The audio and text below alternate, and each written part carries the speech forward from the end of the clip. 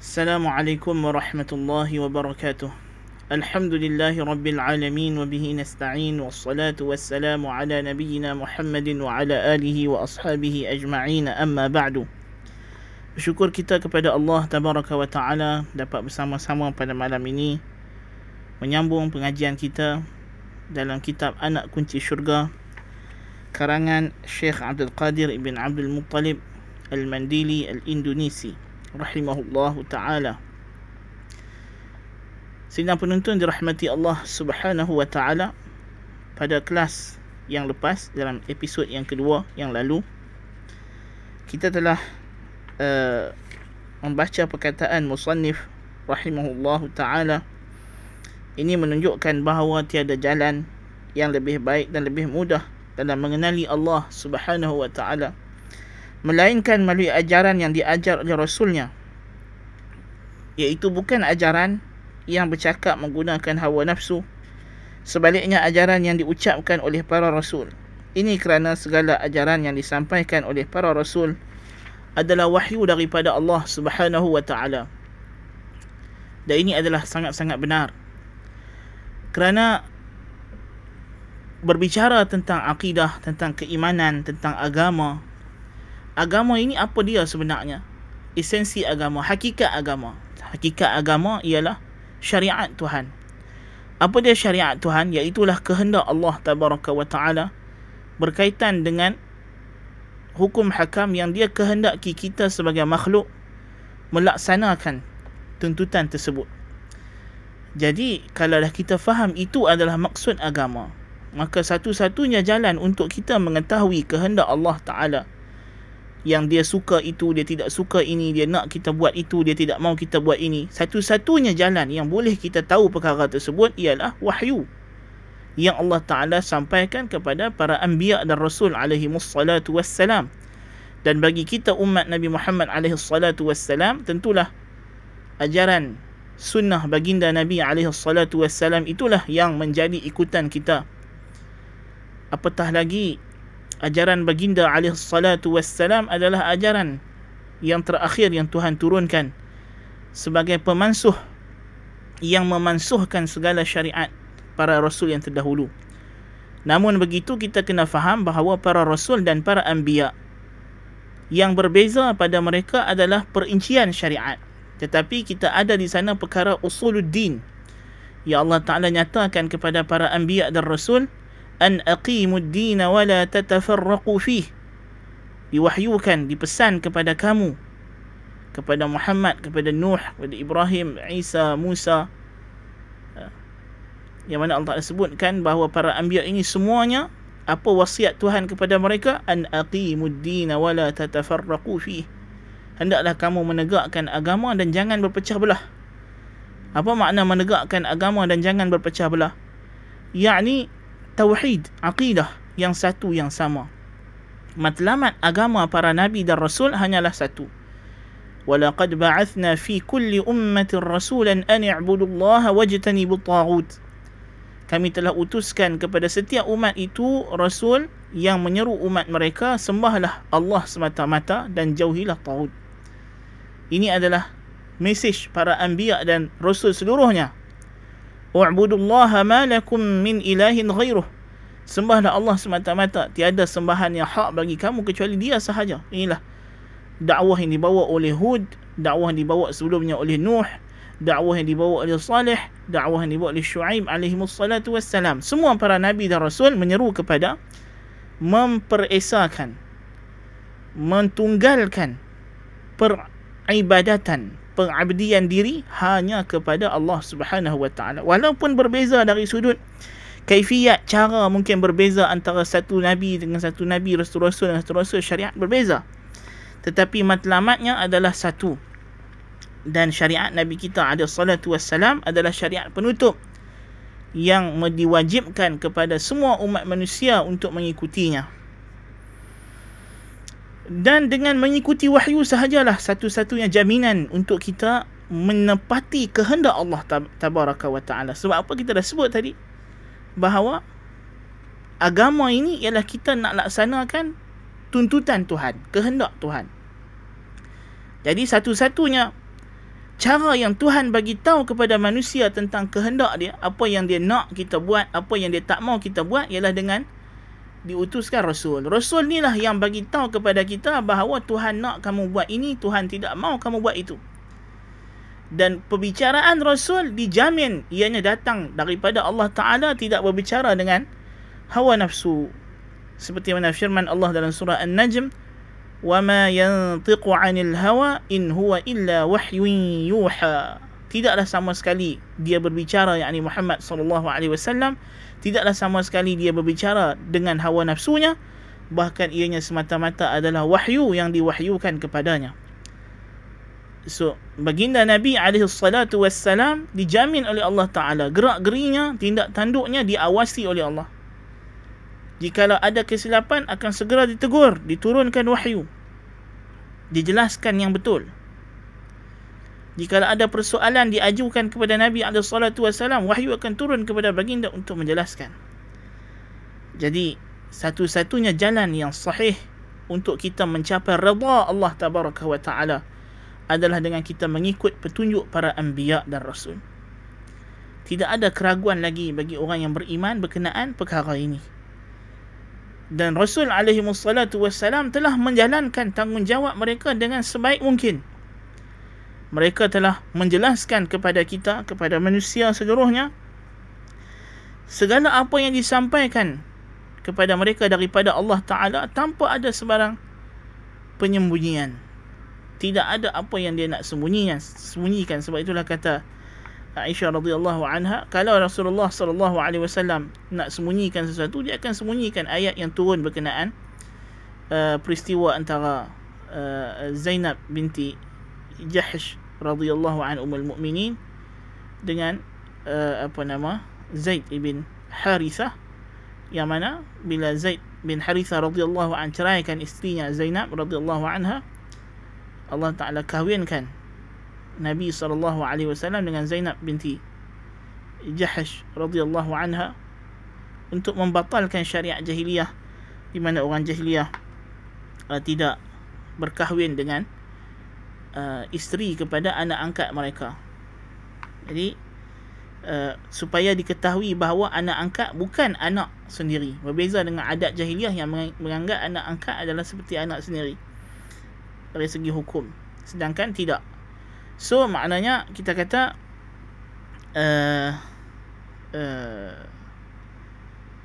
kalau Nabi nak sembunyikan perkara tersebut, tentulah ayat itu Nabi tak cerita. Tapi kata Aisyah radhiyallahu anha, Nabi cerita semua benda. Ayat yang mengkritik Nabi SAW, ayat yang menegur perbuatan Nabi SAW, kita dapati jelas. Dan saya sangat galakkan tuan-tuan dan puan-puan, sahabat-sahabat, rakan-rakan yang dikasihi, untuk menekuni sebuah buku karangan Syekh Muhammad Abdullah Darraz yang membicarakan tentang bukti kebenaran Al-Quran, yang tajuknya adalah An-Naba'ul Azim, atau dia panggil dan terjemahan bahasa Melajunya sebagai Perkhabaran Teragung. Perkhabaran Teragung. Ini buku yang sangat baik. Ada terjemahan dalam bahasa Malaysia.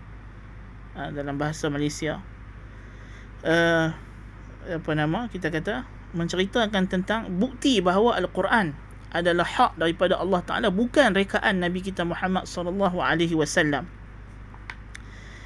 Jadi kalau kita dah tahu bahawasanya segala perbicaraan Nabi SAW itu datang daripada wahyu, daripada panduan Allah Tabaraka wa Ta'ala, maka tidak akan berlaku kesilapan.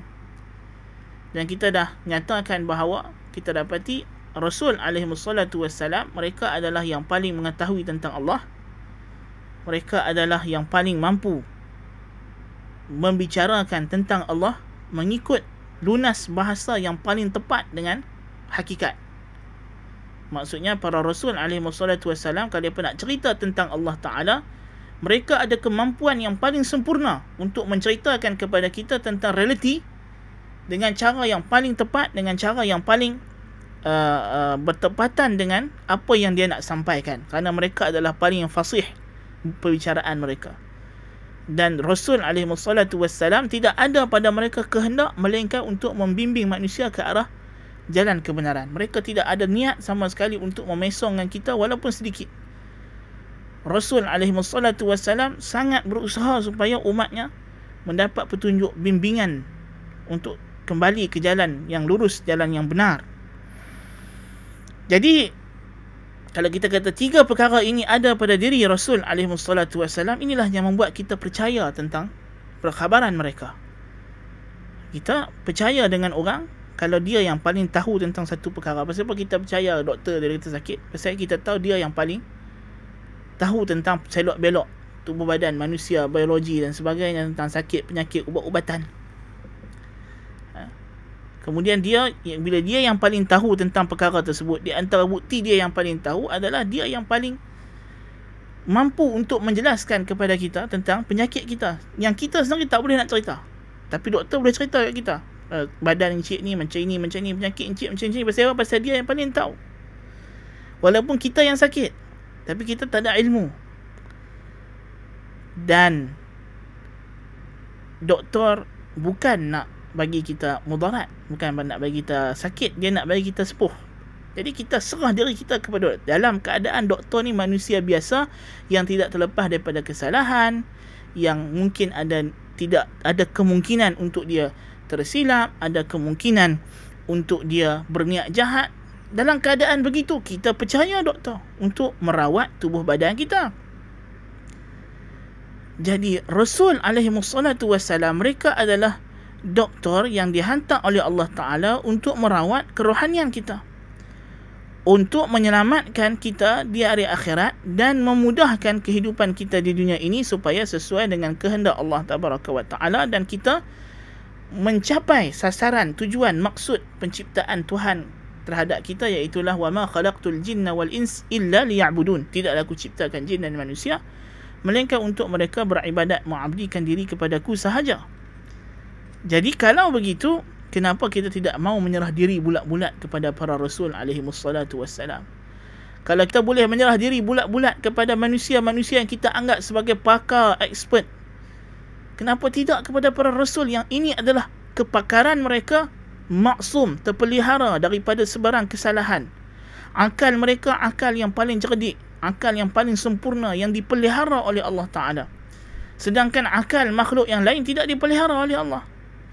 Boleh saja berlaku kesilapan, kesalahan, kan? Dari segi cara berfikir dan sebagainya. Jadi jalan keselamatan hanya ada dengan kita menyerah diri bulat-bulat kepada keputusan Rasul SAW, seperti mana firman Allah Ta'ala, فَلَا وَرَبِّكَ لَا يُؤْمِنُونَ حَتَّى يُحَكِّمُوكَ فِيمَا شَجَرَ بَيْنَهُمْ ثُمَّ لَا يَجِدُوا فِي أَنفُسِهِمْ حَرَجًا مِمَّا قَضَيْتَ وَيُسَلِّمُوا تَسْلِيمًا. Demi sesungguhnya, demi Tuhanmu wahai Muhammad, demi sesungguhnya, demi Tuhanmu, mereka tidaklah beriman, tidak sempurna keimanan mereka, tidak sah keimanan mereka, sehinggalah mereka menjadikan kamu sebagai penentu hukum dalam kalangan mereka, dalam setiap perkara yang menjadi perselisihan dalam kalangan mereka. Kemudian mereka tidak ada rasa, tidak selesa dengan keputusan kamu, dan mereka menyerah diri sepenuhnya kepada keputusan kamu. Inilah kita sepatutnya. Sepatutnya kita, kalau ada orang beriman dia menyerah diri bulat-bulat. Itu namanya Islam, menyerah diri bulat-bulat kepada Allah Ta'ala. Menyerah diri bulat-bulat kepada keputusan hukum Tuhan, perkhabaran Tuhan, kerana kita yakin tidak ada perkhabaran Tuhan yang berlawanan dengan logik, dan tidak ada suruhan Tuhan yang berlawanan dengan manfaat. So kita ada dua. Apa yang Tuhan bagi tahu melalui Rasul, yakni apa yang Rasul sampaikan dari segi perkhabaran, pemberitahuan, cerita tentang hari akhirat, alam ghaib, tentang Tuhan, sifat-sifat Tuhan. Walaupun kita mungkin kadang-kadang rasa macam akal kita macam tak berapa nak boleh faham. Yang kebanyakan orang dia akan silap sangka, dia kata ni mustahil akal. Tidak, tak mungkin. Apa sahaja yang Rasul SAW bawa kepada kita, dia tidak mustahil pada akal. Bahkan dia adalah yang paling logik di sisi akal. Cuma kadang-kadang akal kita ini terpesong. Kerana walaupun akal ini dia ada maklumat yang kita sebut sebagai ulum badahiyah atau badihiyah, ilmu-ilmu yang asas yang tidak memerlukan kepada renungan dan pemikiran yang mendalam. Namun begitu, ilmu badahiyah ini juga boleh terpesong. Kita ambil misalan. Secara asasnya, akal manusia tidaklah susah untuk tahu bahawa 1 tambah 1 tambah 1, 3. Adakah ini susah untuk kita tahu? Tidak. Benda ini jelas. Bukan memerlukan pemikiran yang mendalam. Dan kalau orang kata 1 tambah 1 tambah 1, 1, kita kata engkau silap kira. Kan? Budak darjah 1, darjah 2, darjah 3 pun tahu ini silap kira. Tapi kita tengok bila terkena syubhat, akal manusia ni terkena syubhat, kena pesongan syaitan, orang Kristian boleh terima 1 tambah 1 tambah 1, 1. Nasallallahu al-afiyah.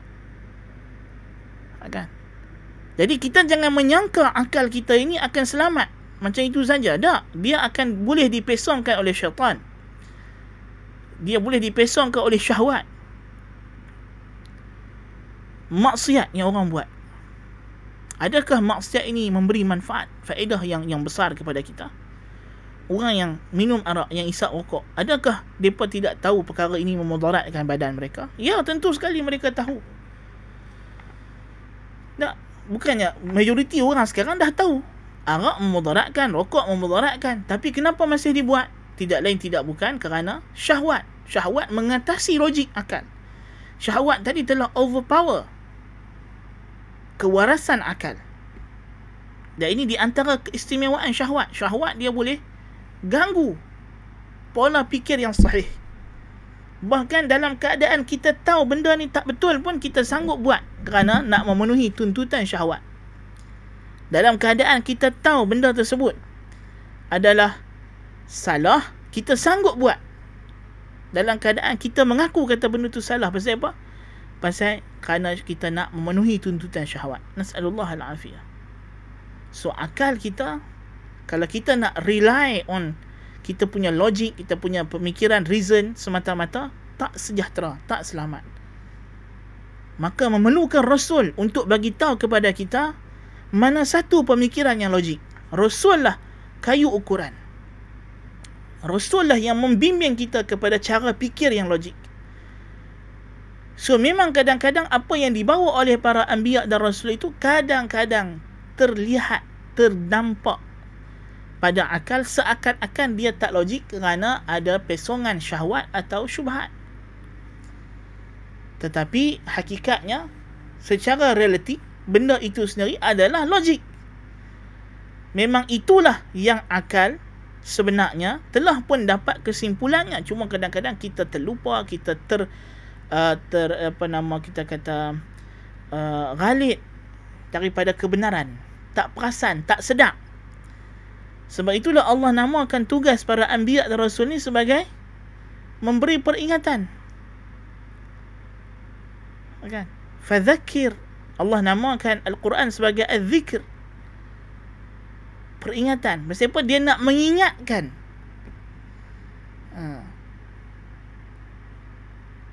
Innama anta mudzakkir. Sesungguhnya kamu ini wahai Muhammad adalah pemberi ingatan, mudzakkir. Lasta alaihim bimusaytir. Bukan kamu yang nak kawal minda mereka, tapi kamu nak bagi ingat. Kamu ni pemberi ingatan, nak bagi ingat balik mana yang sepatutnya kamu cakap, A ke B, bukan. Kan? Itu sebab Rasul datang nak bimbing kita untuk memilih jawapan yang betul. Sebab kita ni di dunia ini, kita sedang berada dalam satu dewan peperiksaan yang besar. Dan kita ada banyak soalan yang kita kena jawab. Dan jawapan yang betul seperti biasa hanya satu. Tetapi ini bukan sekadar A, B, C, D yang kita kena pilih salah satu daripada 4. Mungkin ada 40,000 jawapan, tapi kita hanya boleh pilih satu. Allahu Akbar, bayangkan. Mungkin ada 400 pilihan, tapi kita hanya pilih satu yang betul. So dia bukan satu peperiksaan yang mudah. Dan lulus natijahnya syurga, gagal, na'udzubillah min zalik, natijahnya sangat besar, neraka Allah Ta'ala. Jadi Allah dah bagi kepada kita kemampuan untuk berfikir. Betul, Allah bagi kita pendengaran, penglihatan, akal untuk berfikir. Tetapi dalam masa yang sama, disebabkan ini adalah ujian, kita sedang berada dalam ujian, so ujian mesti ada dia punya trik sebagai tabiat peperiksaan. Walaupun tentulah si penguji, dalam konteks ni walillahil mathalul a'la, Allah tabaraka wa ta'ala, dia nak kita jawab jawapan yang betul. Dia telah bimbing kita kepada jawapan yang betul. Dia telah tunjukkan kita kepada jawapan yang betul. Seperti mana seorang guru walillahil mathalul a'la mengajar muridnya jawapan yang betul, memberikan ilmu yang betul. Tetapi bila masuk peperiksaan, tabiat peperiksaan, mestilah guru yang mengajak benda yang betul dalam kelas ini, yang pesan kepada muridnya ini, inilah jawapan yang betul, ini yang kamu kena faham, ini yang kamu kena ikuti. Dia mesti juga akan letak jawapan yang salah supaya kita buat pilihan. Jadi Allah Ta'ala telah meletakkan option dalam hidup kita ini. Kita kena memilih. Tapi Allah membimbing kita ke jalan yang betul. Dia tidak bimbing kita ke jalan yang sesat, yang salah. Okay. Inna hadainahu sabil. Kami tunjukkan kepadanya jalan. Jalan yang sahih. Jalan yang lurus.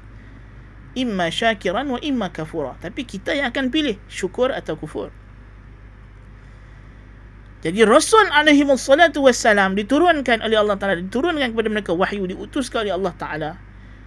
Dipilih daripada kalangan manusia yang sama macam kita dari segi kejadian. Tetapi dipelihara oleh Allah Ta'ala akal mereka untuk menjadi contoh teladan kepada inilah dia. Kita panggil skema jawapan. Jadi Rasul adalah skema jawapan, tuan-tuan dan puan-puan. Dan ini peperiksaan, walaupun sukar, walaupun susah, tapi keistimewaan Allah Ta'ala, dia bagi skema jawapan kepada kita ketika kita sedang melakukan peperiksaan. Sebab itulah pengutusan Rasul ini Tuhan namakan sebagai rahmat. وَمَا أَرْسَلْنَاكَ إِلَّا رَحْمَةً لِلْعَالَمِينَ. Tidaklah kami utuskan kamu, wahai Muhammad, melainkan sebagai belas simpati kami kepada alam ini. Betul tak? Penguji, kalau dia tak tunjuk, dia tak bagi tahu jawab, tak bagi clue kepada jawapan, itu memang betul, itu memang hak dia. Tapi kalau dia bagi clue, kita kata itu rahmat, ihsan, kan?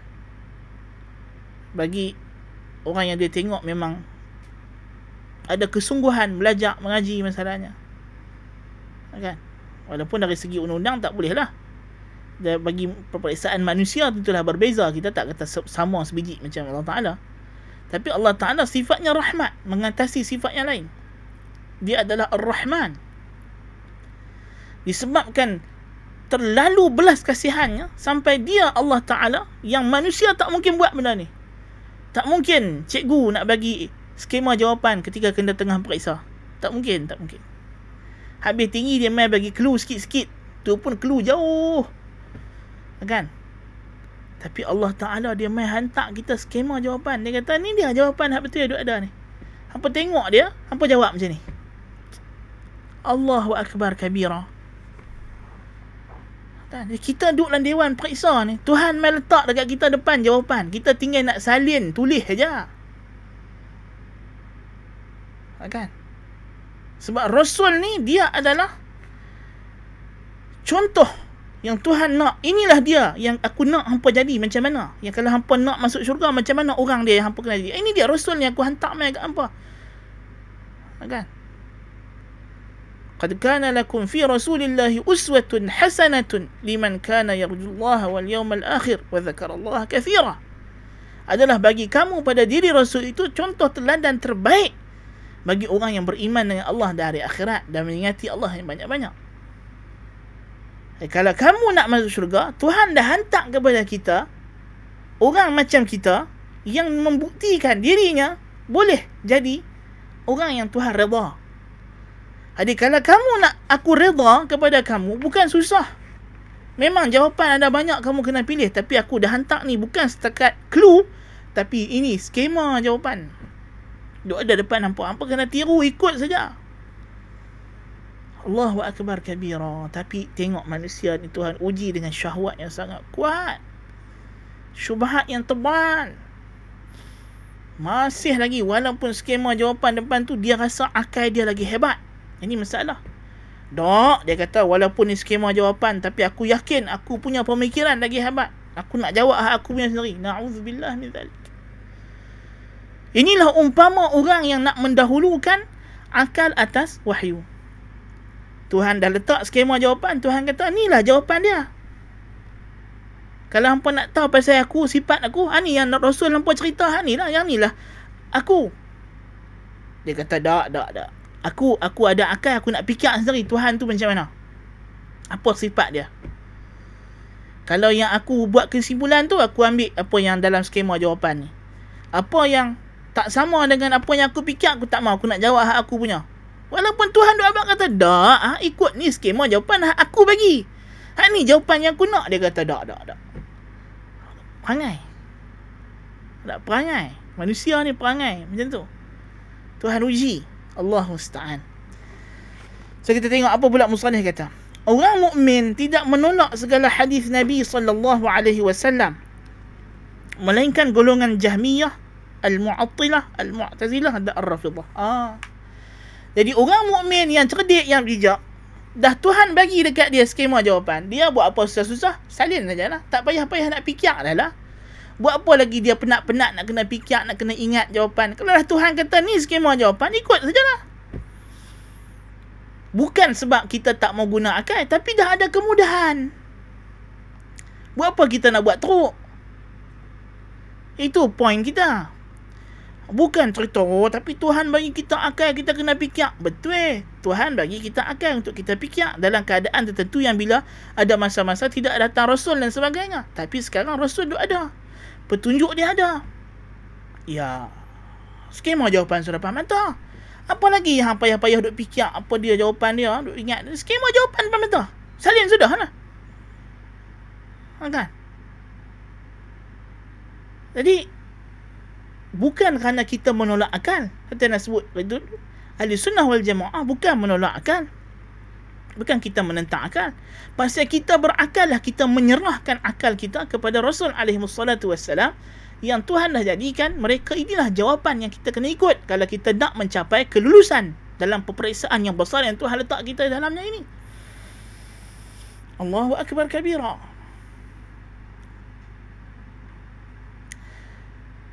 Tetapi malang sekali ada juga orang yang berjenama Islam, yang mengaku Muslim, mengaku beriman, mengikut Nabi SAW.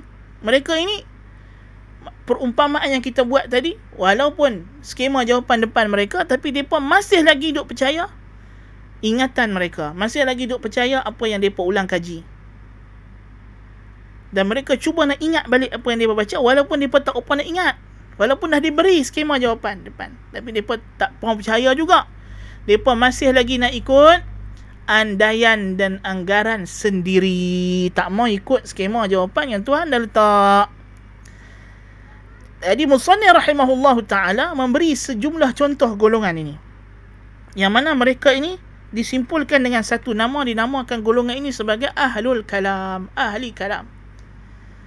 Ahli Kalam. Golongan yang mendahulukan logik mereka sendiri. Kita tak mau kata mereka guna logik, pasal orang yang betul cerdik, yang betul guna logik, macam kita kata tadi, dia takkan susah cari jalan yang susah sedangkan ada jalan yang senang. Kalau dah skema jawapan ada di depan, pemeriksa saya kata tak apa, aku izinkan hampa salin jawapan, tak ada masalah. Orang yang cerdik, yang bijak, kalau dah tahu ini tidak menyalahi undang-undang, dah diberi kebenaran untuk kita buat, dia ikut sajalah, menyenangkan diri dia, dan dia akan selamat. Kan?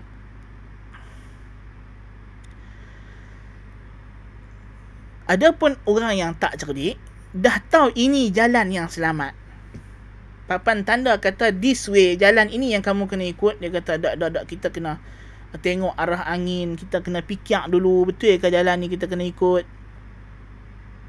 Kan? Orang yang macam ini, yang masih nak berijtihad dengan akal sendiri setelah jelas depan mata ini adalah panduannya yang diberitahu oleh instruktor tu sendiri, dia bukan cerdik, dia orang yang paling bongok sebenarnya. So untuk mengatakan ahli kalam ni orang yang cerdik berakal, salah. Mereka adalah golongan yang sebenarnya ahlul ahwa, golongan yang nak ikut cita rasa sendiri. Walaupun skema jawapan kata jawapan ini A, tak, saya tak suka A, saya suka B, dia nak buat jawapan B juga. Bukan kerana dia cerdik, dia pelikih orang. Dia kata hampa semua tak erti fikir, taklid saja, ikut saja.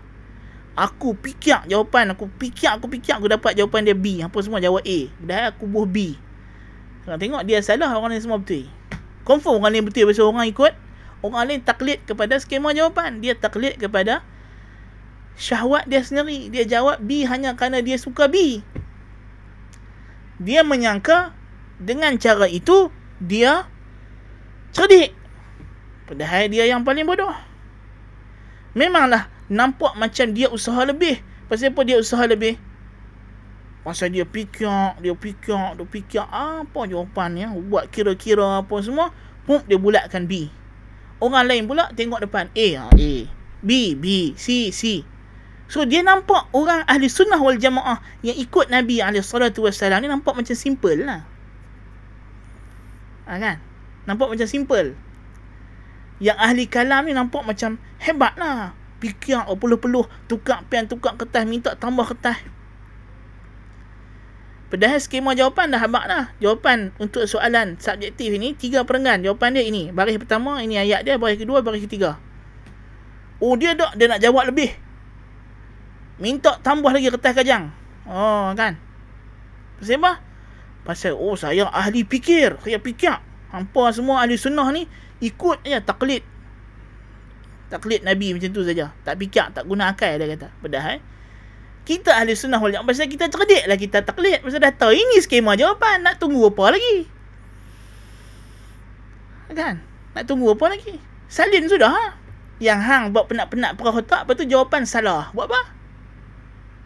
Lah kali dia fail, orang lain semua dulu. Nas'alullah al-afiyah. Itulah dia perumpamaan yang Nabi kata, kulluha fin nari illa wahidah. Qalu man hiya ya Rasulullah? Qala ma ana alaihi wa ashabi. Semua golongan, 73 golongan umat Islam yang pecah di atas akidah yang berbeza ini, Nabi kata 72 daripadanya ke neraka, hanya 1 ke syurga. Sahabat tanya, siapakah mereka? Nabi kata, yang mengikuti aku dan para sahabatku. Pasal Nabi dan para sahabat adalah skema jawapan. Yang lain yang duk buat cerdik, duk buat pandai, kononnya nak fikir, guna akal sendiri, nak cari jawapan sendiri, tentulah confirm jawapan mereka salah. Pasal tak ikut skema. Jadi sejumlah firqah yang disebutkan oleh musannif ini, kalau kita tengok pada muka surat yang sebelah itu, nota syarah dan tahqiq bagi yang ada versi Rumi, tahqiq Dr. Abdul Basit ini, bagi yang guna kitab Jawi kita ada lah, tak sure. Al-Jahmiyah yang pertama dia sebut di sini beberapa kelompok. Yang pertama Al-Jahmiyah. So boleh baca di situ apa dia sebut pasal Jahmiyah, cuma anda akan terangkan di sini apakah golongan-golongan ini. Golongan yang beliau sebutkan ini dinamakan sebagai Ahlul Kalam. Ahlul Kalam ialah golongan yang mendakwa kata di sana ada kontradiksi di antara nas wahyu dengan logik akal. Yang mana menurut mereka disebabkan perkara ini berlaku, kita kena takwil, kita kena harmonikan nas dengan logik akal kita supaya Al-Quran tidak bercanggah dengan akal. Jadi mereka menggunakan akal mereka sendiri, yang mana akal mereka ini adalah hawa nafsu mereka sebenarnya. Di antara kesalahan golongan ahli kalam yang paling ketara ialah mereka beriktikad bahawa wahyu tidak ada logik.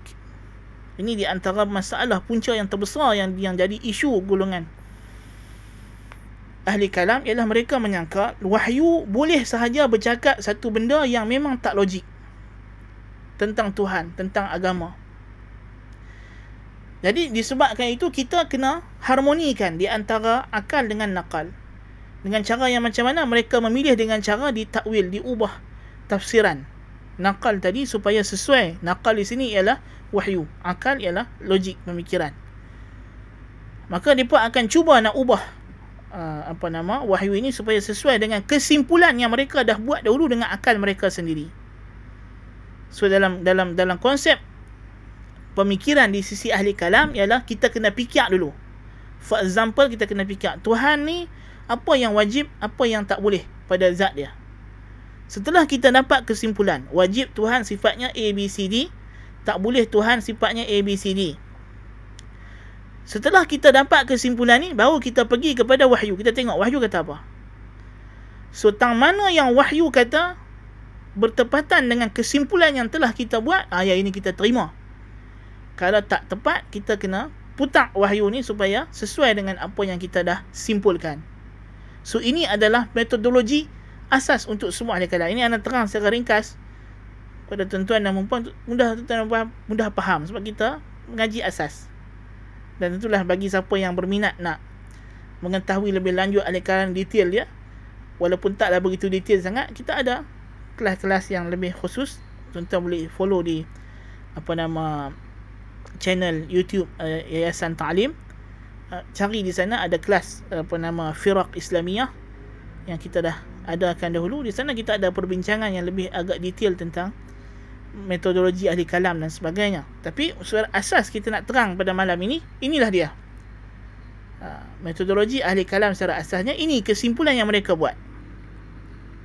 Dan mereka ni ada banyak jenama mengikut tokoh mereka atau kesimpulan tertentu yang menjadi khusus di antara mereka. So masalahnya kita di sini kita ada Al-Jahmiyah. Jahmiyah adalah di antara firqah ahli kalam yang paling awal muncul. Al-Jahm dinisbahkan kepada pengasasnya Al-Jahm bin Safwan. Itu dinamakan Al-Jahmiyah sebab pengasas dia nama Al-Jahm ibn Safwan, Abu Muhriz At-Tirmizi Rasibi, yang dihukum bunuh pada tahun 128 Hijrah atas kesesatan akidahnya oleh kerajaan Bani Umayyah. Dan Al-Jahmiyah, akidah dia adalah dia menafikan semua nama dan sifat Tuhan. Bagi dia Tuhan tidak ada nama, tidak ada sifat. So apa sahaja nama dan sifat Tuhan yang datang dalam Al-Quran bagi Jahmiyah adalah metafora. Tidak ada realitinya. Tuhan tidak sebegitu sebenarnya. Dia hanyalah dikhayalkan kepada kita Tuhan sebegitu supaya kita mudah faham. Nas'alullah al-afiyah.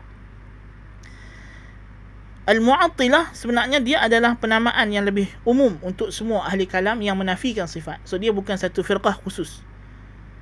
So sepatutnya lebih cantik kalau musannif sebut golongan Al-Mu'attilah seperti Jahmiyah. Mu'attilah adalah nama umum mereka. Disebut Al-Mu'attilah kerana mereka menafikan sifat Tuhan. Menafikan Tuhan ada padanya sifat yang hakiki. Bukan makna mereka tak mau sebut Tuhan mendengar melihat. Tak, mereka sebut. Mereka bubuh nama anak mereka Abdul Rahman, Abdul Rahim. Cuma kita kata mereka tak yakin bahawa memang Tuhan ada sebenarnya nama tersebut atau sifat tersebut. Bagi mereka ini hanyalah kiasan, metafora. Nas'alullah al-afiyah. So itu adalah golongan Mu'attilah. Jadi Mu'attilah adalah merujuk kepada mereka semua. So yang paling utamanya adalah Jahmiyah. Kemudian Al-Mu'tazilah, ini disebut pengikut yang muncul sezaman dengan Jahmiyah, diasaskan oleh Wasil bin Atha dan juga Amru ibn Ubaid. Dia ada dua pengasas dia, Wasil ibn Atha dan Amru ibn Ubaid. Yang mereka ini hidup di zaman penghujung Bani Umayyah dan mereka pada asalnya adalah anak murid kepada seorang ulama tabi'in ahli sunnah wal jamaah yang besar, namanya Al-Hasan Al-Basri rahimahullahu ta'ala. Kemudian mereka ada percanggahan pendapat dalam masalah akidah dengan guru mereka. Lalu mereka meninggalkan majlis ilmu guru mereka dan Wasil ni dia buka kelas dia sendiri. Lalu dinamakan mereka ni Al-Mu'tazilah, yang mengasingkan diri. Yang mengasingkan diri kerana mengasingkan diri daripada majlis gurunya Al-Hasan Al-Basri. Antara prinsip utama mereka masa itu ialah orang mukmin, orang Islam mukmin yang buat dosa besar, yang bukan syirik, tidak menjadi kafir dan tidak juga menjadi mukmin. Dia duduk di tengah-tengah. Dan di akhirat nanti akan kekal dalam neraka. Na'udzubillah min zalik. Ini adalah akidah yang batil yang insya-Allah kalau kita sampai pada tempat nanti kita akan bincangkan dengan lebih terperinci. Dan dalam masalah sifat ketuhanan, mereka beriktikad Allah itu ada nama tapi tidak ada sifat yang hakiki. Tidak ada sifat hakiki, sifat majaz. Tapi nama, ya, nama hakiki bagi mereka. Dan Ar-Rafidah, walaupun Ar-Rafidah lebih dikenali sebagai satu firqah yang mencela dan mencaci para sahabat radhiyallahu anhum, Ar-Rafidah ialah mereka yang mencaci, yang menghina dan mengkafirkan Abu Bakar As-Siddiq radhiyallahu an dan Umar bin Al-Khattab radhiyallahu an, dan juga termasuk Uthman ibn Affan radhiyallahu an. Ini secara asalnya dinamakan Ar-Rafidah sebab mereka menolak untuk mengiktiraf Abu Bakar dan Umar dan Uthman sebagai khalifah yang sah selepas kewafatan Nabi SAW, dan mereka adalah golongan yang melampau, yang ghulu, mengangkat martabat Ali bin Abi Talib dan juga Ahlul Bait sehingga ke tahap mempertuhankan Ahlul Bait. Nas'alullah al-afiyah. Dan mereka dalam masalah akidah juga mengikut mazhab Mu'tazilah. Ar-Rafidah dalam akidah beriman dengan Tuhan, mereka mengikut mazhab Al-Mu'tazilah. Mereka menafikan sifat-sifat Allah Tabaraka wa Ta'ala. Dan mereka ni semua menolak hadis-hadis yang sahih. Mereka tidak mau pakai hadis yang sahih. Kerana manhaj golongan ahli kalam ialah mereka tidak berhujjah dengan hadis ahad. Mereka tidak berhujjah dengan hadis ahad. Hadis ahad ni apa? Hadis ahad ni ialah hadis yang perawinya, bilangan perawinya tidak ramai. Tidak ramai. Tetapi rawinya thiqah. Kemungkinan thiqah, kemungkinan tak thiqah. So, kita ahli sunnah wal jamaah, dalam kita nak menerima atau menolak satu hadis, yang kita ambil kira ialah sifat perawi. Adakah dia thiqah? Adakah sanad ni bersambung? Adakah dia berlawanan dengan riwayat orang yang lebih thiqah? Tidak syadz? Adakah dia ada kecacatan yang tersembunyi? Tidak ada illah? Ini syarat yang dikehendaki untuk kita menghukum satu hadis sebagai sahih.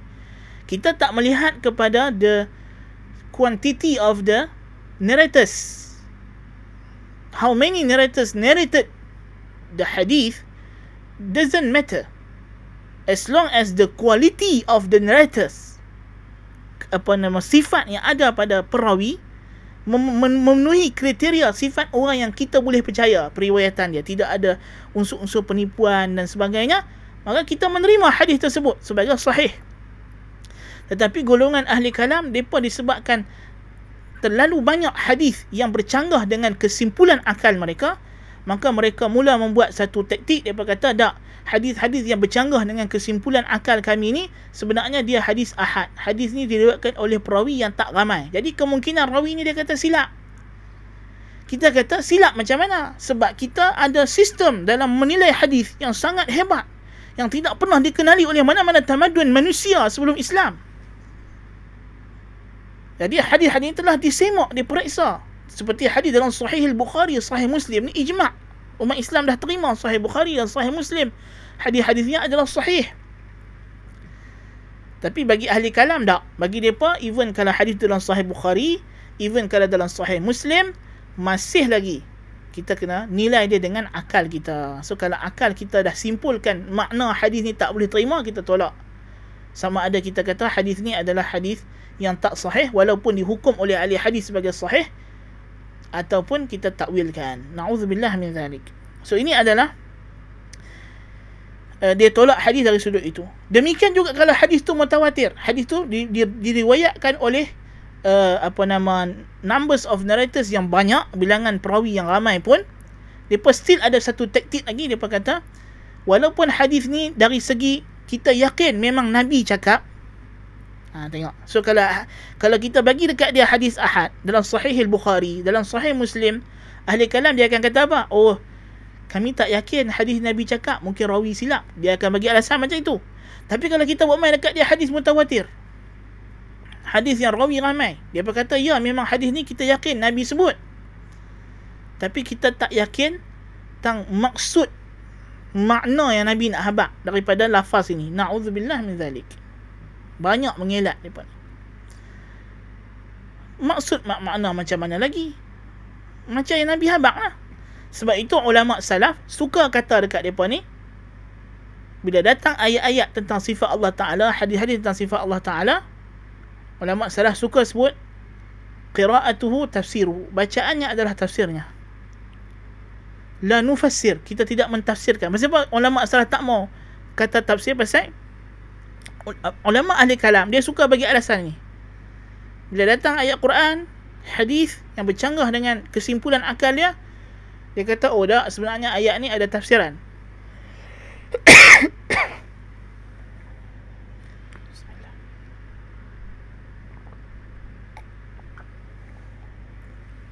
Sebenarnya ayat ni ada tafsiran, dia kata. Dan tafsiran tu dia akan bawa tafsiran yang bercanggah dengan konteks nas, supaya disesuaikan dengan kesimpulan akal dia sendiri. Kan? So itu di antara taktik mereka untuk menolak wahyu. Walaupun mereka tak menolak secara terang-terangan, tapi ini adalah taktik halus, na'udzubillah min zalik, untuk menolak wahyu.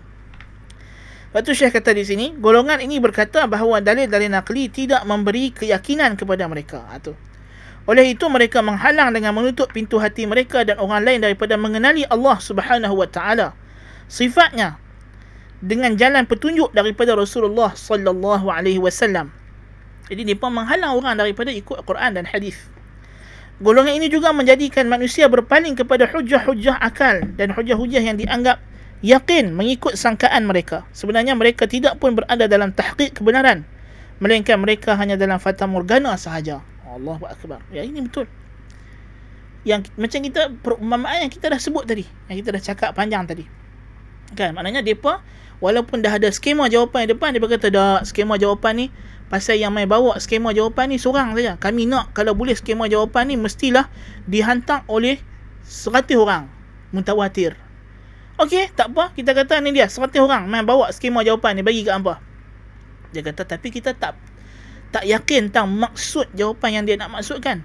Apa maksud jawapan ni adalah A. Dia nak takwil pula. A tu maksudnya A plus, A tambah, A sekian. Boleh faham maksud dia macam tu lebih kurang. Kan? Hakikatnya mereka tidak yakin dengan apa yang mereka bincang. Sebab itulah golongan ahli kalam, ahli falsafah kata, perbincangan mereka tentang Tuhan, tentang sifat-sifat Tuhan, bukanlah sesuatu yang meyakinkan, tetapi ia lebih kepada sangkaan yang terbaik, dia berkata. Kita nak mencapai sangkaan terbaik. Nas'alullah al-afiyah. Allahul musta'an. Sedangkan kita mesti yakin dengan Allah tabaraka wa ta'ala. Firman Allah Ta'ala, وَالَّذِينَ كَفَرُوا أَعْمَالُهُمْ كَسَرَابٍ بِقِيعَةٍ يَحْسَبُهُ الظَّمْآنُ مَاءً حَتَّى إِذَا جَاءَهُ لَمْ يَجِدْهُ شَيْئًا. Dan orang-orang kafir itu amalan mereka laksana fata morgana di tanah yang datar yang disangka air oleh orang-orang yang dahaga. Tetapi bila mereka menghampiri air itu, mereka tidak mendapatinya satu apa pun. Surah An-Naml ayat 39. Surah An-Nur ayat 39. Surah An-Nur, Allah Ta'ala bagi perumpamaan dalam ayat 39 surah An-Nur ni berkenaan dengan orang kafir. Di akhirat nanti, mereka menyangka mereka di dunia ini ada something mereka buat, amalan-amalan soleh, akidah mereka sangka betul, tapi di akhirat nanti rupanya tak betul. Walaupun ayat ni turun berkenaan orang kafir, tapi sah untuk kita jadikan dia istidlal kepada ahli bid'ah dari sudut perkongsian perangai yang sama. Walaupun tidak melazimkan kita kata mereka ni semua kafir juga, taklah, tapi perangai tu. Pasal dalam umat Islam ni, dia ada dua jenis. Sama ada umat Islam yang na'udzubillah min zalik, yang murtad balik jadi kafir, satu hal, na'udzubillah min zalik. Tapi yang kedua yang kita takut ialah dia Islam, tapi dia dah ikut perangai orang kafir. Na'udzubillah min zalik. So orang ahli kalam, dia ikut perangai orang kafir. Perangai orang kafir ni apa? Depa guna akal depa konon-kononnya, ikut hawa nafsu depa, syahwat depa sangka itu adalah agama, depa sangka itulah yang akan membuat Tuhan redha kepada mereka. Depa tak mau ikut petunjuk Tuhan yang sebenarnya, Rasul yang Tuhan hantar.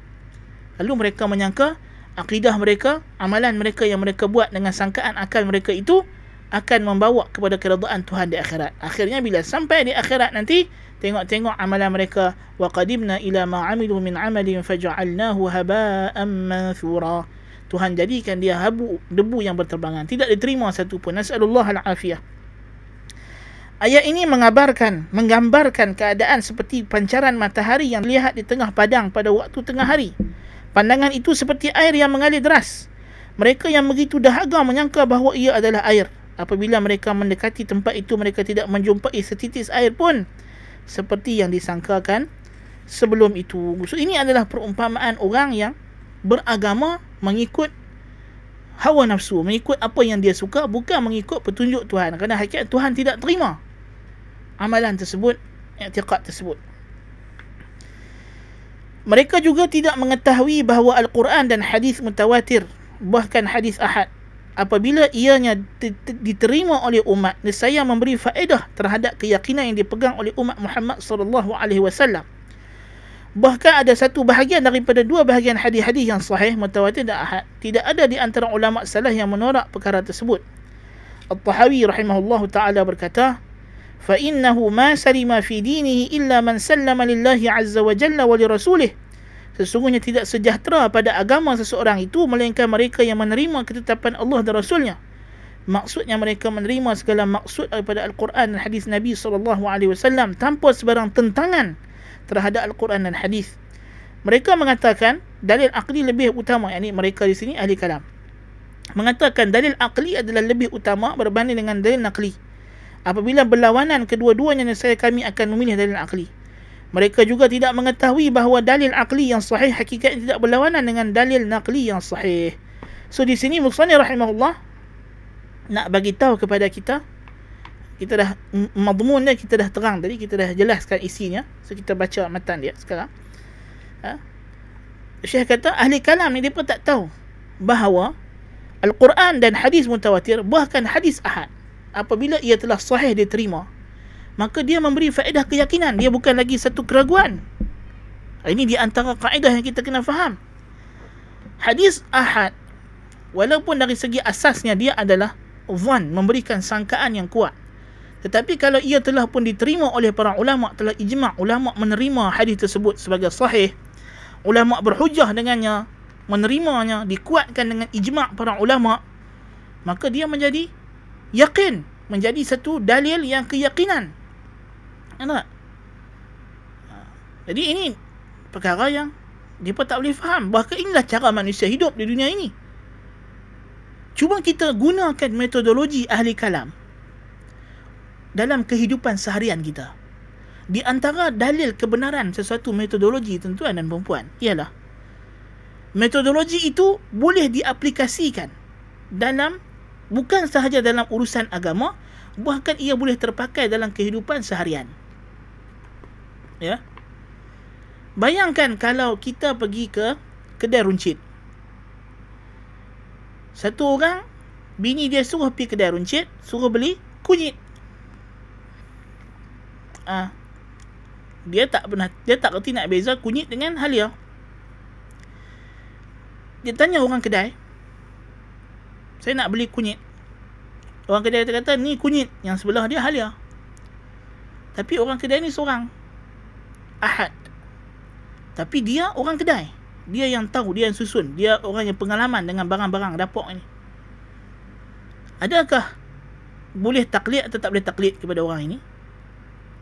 Kita kata dari segi logik akal, ya kita kena taklid, dan kita rasa yakin dengan apa yang dia bagi tahu pasal dia expert. Situasi kedua, kalau kita pergi jumpa doktor, adakah kita bila kita sakit demam, kita memerlukan 100 orang doktor untuk diagnosis kita? Tak, kita hanya pergi satu klinik, kita tahu klinik ni klinik asah, doktor ni sijil dia betul. Dia cakap, dia habang, okey, awak kena penyakit sekian, ubat dia sekian. Kita percaya. Kalau kita ambil metodologi ahli kalam, kita tak boleh hidup dalam dunia ni tuan-tuan dan puan. Kita nak kena cari 100 orang tukang kedai habaq kita, ni kunyit ni halia, baru boleh terima. Nak pasal apa? Nak pastikan dia mutawatir. Kalau nak tunggu 100 orang doktor habaq kata kita demam saja pun, doktor tunjuk dekat kita, ni termometer bacaan suhu awak 37.5, 0.8 demam ni. Dia kata pula 100 orang doktor mai tunjuk dekat dia, ni suhu badan awak demam. Dia kata, tapi saya tak yakin dengan dalalah, dengan makna perkataan demam dan suhu yang doktor cakap ni. Allahu Akbar. Macam mana kita nak faham? Jadi saya nak takwil perkataan demam, saya nak takwil perkataan suhu, saya nak takwil perkataan 37.8. Ada lebih gila daripada ni? So metodologi ahli kalam, kalau tuan-tuan ambil dan aplikasi dalam kehidupan, tuan-tuan lebih gila daripada orang gila. Tak masuk akal. Sebab dia akan bawa kepada skepticism dalam semua benda. Kita akan hidup dalam keraguan dan syak. Keraguan dan syak. Kan? Kita pergi kedai, order nasi goreng Pattaya satu. Dia tu buat. Dia kata, apa bukti nasi goreng Pattaya? Dia kata, memang ini orang semua tahu. Oh tak, saya nak dalil mutawatir nasi goreng Pattaya. Awak seorang saja tukang kedai, panggil lagi 100 orang, mai habaq kat saya ni nasi goreng Pattaya, baru saya terima. Nas'alullah al-afiyah. Boleh kita hidup? Tak boleh. Tak boleh. Kan? Ini saya nak bagi mudah faham saja. Kan? Jadi sebenarnya itu kalau dalam kehidupan dunia kita boleh percaya seorang doktor, kita boleh percaya seorang peruncit, kita boleh percaya seorang tukang masak, kita percaya seorang ibu kita, dia cerita pasal hidup kita yang lepas, benda ghaib. Dia cerita kita kecil-kecil dulu buat macam ni, kita kecil-kecil dulu kena macam ni, kita buat perangai macam ni. Kita percaya tak mak kita? Percaya. Tapi kalau ikut metodologi ahli kalam, tak boleh pasal mak kita ahad, khabar ahad. Dan ada keadaan yang memang kita dengan mak kita saja masa tu. Tak ada orang tengok, pak kita pun tak tahu kita buat benda tu. Mak kita tak cerita kat pak kita. Kita nak pergi cari dalil sokongan, nak bagi jadi mutawatir, kita pergi tanya pak kita, tok wan kita, moyang kita, semua tak tahu. Dia berkata, mana kami nak tahu masa tu hang dengan mak hang, pak hang pergi kerja, aku duduk di kampung, tok wan kata. So jenuh anak ni nak percaya cakap mak dia, pasal dia kata apa? Cik belajar sifat 20, tok guru kata kita hanya terima khabar mutawatir, khabar ahad tak boleh pakai. Mak khabar ahad. Allahu akbar, jenuh aku tu hidup. Kan? Jadi kita percaya mak kita. Kan? Dalam perkara ghaib yang berlaku tentang diri kita, yang kita pun tak ingat, tentang diri kita sendiri. Allahu akbar kabira. Jadi kenapa kita tak boleh percaya para ulama yang thiqat, yang ulama telah kaji hadis ni, Imam Bukhari, Imam Muslim, yang telah disaksikan oleh para ulama, sahabat-sahabat yang meriwayatkan hadis, yang mereka ni telah dijamin oleh Allah Ta'ala sebagai sahabat para anbiya, sahabat Nabi SAW. Dipuji, Nabi puji mereka, khairun nas qarni, thumma alladhina yalunahum, thumma alladhina yalunahum. Inilah dia rantaian sanad hadis yang kita terima. Sahabat, tabi'in, tabi'in. Allahu akbar. Mereka ni dipuji oleh Allah Ta'ala. Allah kata radhiyallahu anhum wa radu an. Allah redha akan mereka, mereka redha akan Allah. Orang yang Allah redha pun kita tak mau percaya lagi. Kita nak kata akal kita lagi cerdik, lagi pandai. Macam mana tu? Jadi inilah masalah ahli kalam. Okay. Sebab itu dah kata Al-Imam Abu Ja'far At-Tahawi rahimahullah ta'ala, seorang ulama besar mazhab Hanafi, dalam kitab dia Al-Aqidah At-Tahawiyah, فَإِنَّهُ مَا سَلِمَ فِي دِينِهِ إِلَّا مَنْ سَلَّمَ لِلَّهِ عَزَّ وَجَلَّ وَلِرَسُولِهِ. Tidak sejahtera orang itu pada agamanya, melainkan dengan dia menyerahkan dirinya kepada Allah dan Rasulnya alaihi salatu wassalam. Ini kita sebut, kita ulang pada kelas awal tadi.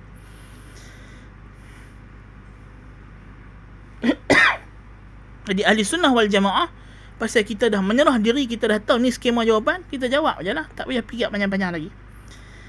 Ahli kalam pula kata dalil akli lebih utama dari dalil nakli. Sedangkan kita dah sebut tadi, hakikatnya tidak ada percanggahan di antara dalil nakli dengan akli.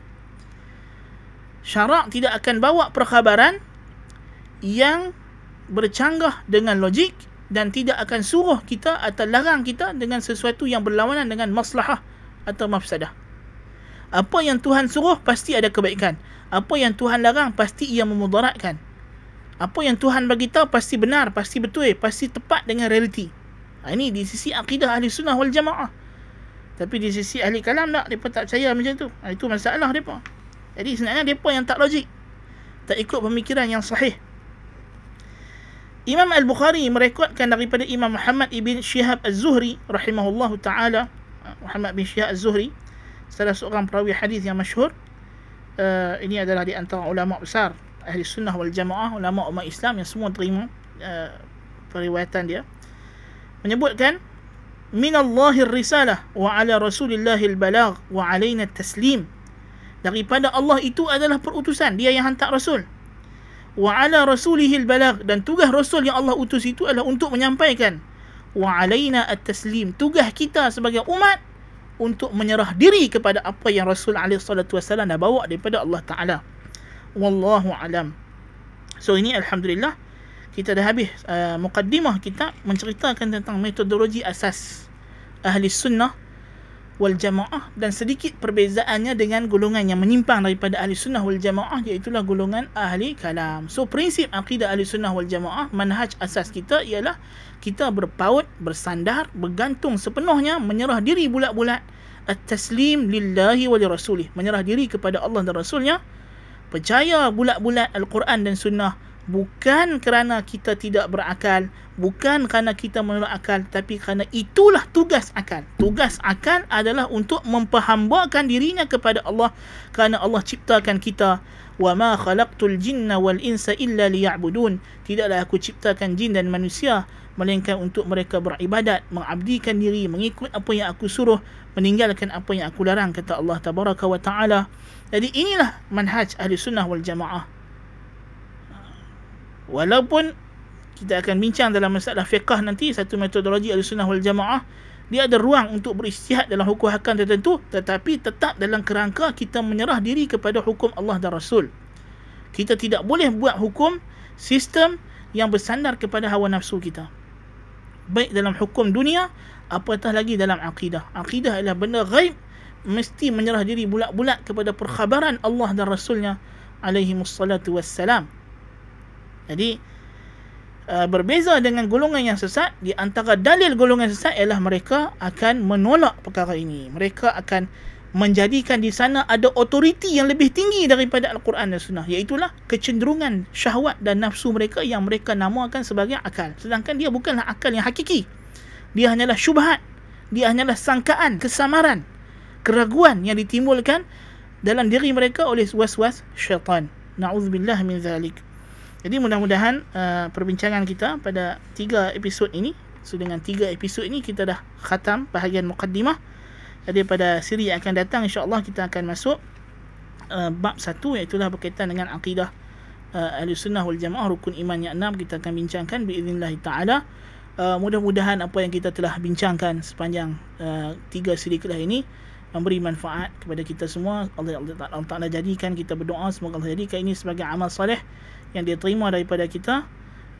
Qultu lakum ma sami'tum, subhanakallahumma wa bihamdika, asyhadu an la ilaha illa anta, astaghfiruka wa atubu ilaik. Wa sallallahu ala nabiyyina Muhammadin wa ala alihi wa sahbihi wa sallam. Wassalamu alaikum warahmatullahi wabarakatuh.